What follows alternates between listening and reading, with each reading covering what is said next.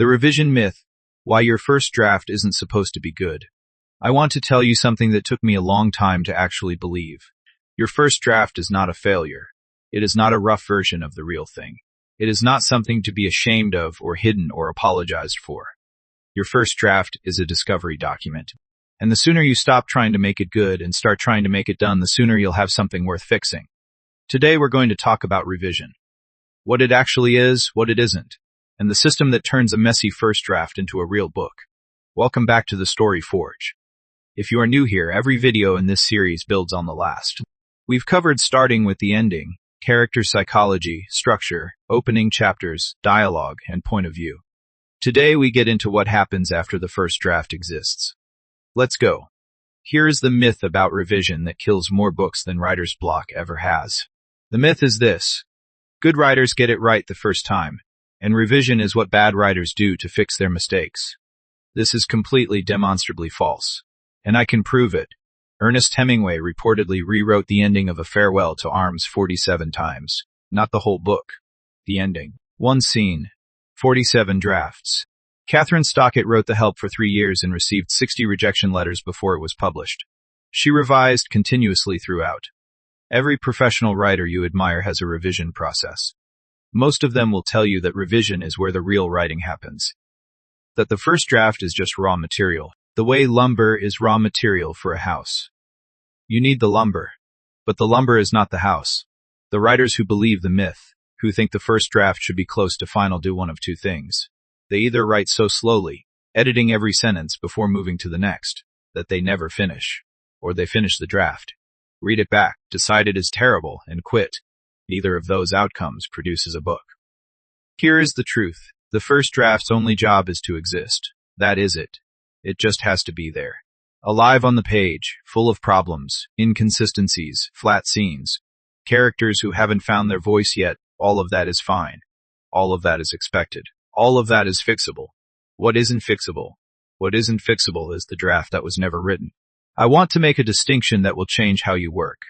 There are two completely different cognitive modes involved in writing a book, and most writers try to do them simultaneously, which is why they get stuck.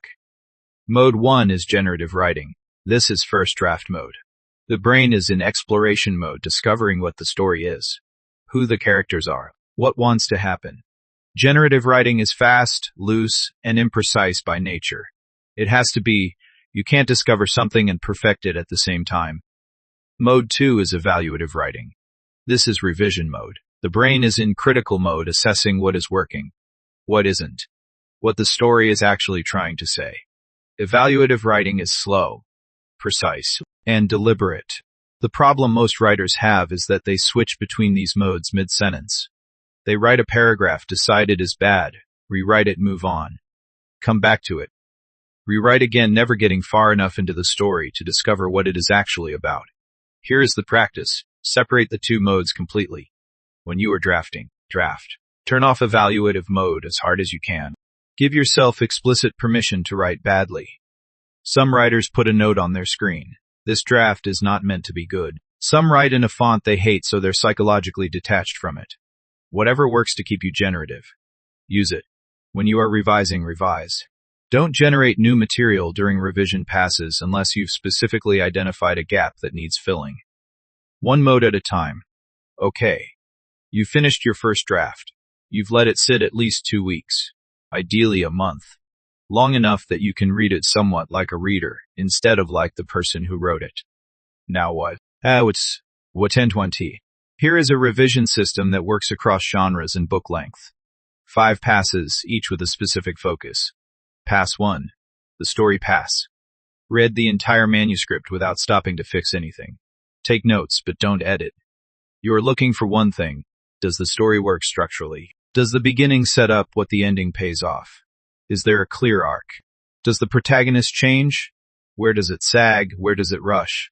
Most writers want to skip this and go straight to line editing. Don't. You cannot polish a structurally broken book into a good one. Fix the architecture first. Pass 2. The character pass. Go back through with a single question. Does every major character want something specific? And does their behavior in every scene reflect that desire? Look for characters who disappear for long stretches. Characters who behave inconsistently without reason. Characters whose voice sounds like every other character. Fix these. Pass 3. The scene pass. Every scene needs to do at least 2 things. Advance the plot and reveal character. If a scene only does one, or neither, it is either a candidate for cutting or for rewriting. Ask of every scene, what changes here? If nothing changes, that is not a scene. That is decoration. Pass 4. The line pass. This is the one most writers do first and should do last. Read for language. Cut adverbs. Vary sentence length. Find the places where you told the reader what to feel instead of showing them what happened. Look for the word vary and delete every single one. Pass 5. The read aloud pass. Print the manuscript or use text to speech and read the whole thing out loud. You will catch things your eyes can't, repetitive rhythms, dialogue that doesn't land, transitions that jar, sentences that need one more word or one fewer. Your ear is the final editor. Here is your exercise.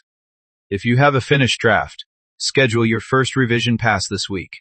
Literally put it in your calendar as an appointment. 3 to 4 hours, no interruptions, reading only, no editing. Just read and take notes. If you are still in first draft mode, write the words, "This draft is not meant to be good," somewhere visible, and give yourself 1 week to write as much as you can without rereading what you've already written. See what happens to your pace. Either way, commit to separating generative mode from evaluative mode. They are different jobs. Do them at different times. The writers who finish books are not better writers than the ones who don't. They're better revisers. They understand that the first draft is just the beginning of the work and that the work of revision is where the real craft lives. Write the draft, then fix it. That is the whole job next week. We're talking about something that trips up almost every writer I've ever worked with. How to give and receive feedback on your writing, and why most writing group feedback will make your book worse, not better, unless you know how to filter it. I'll see you then.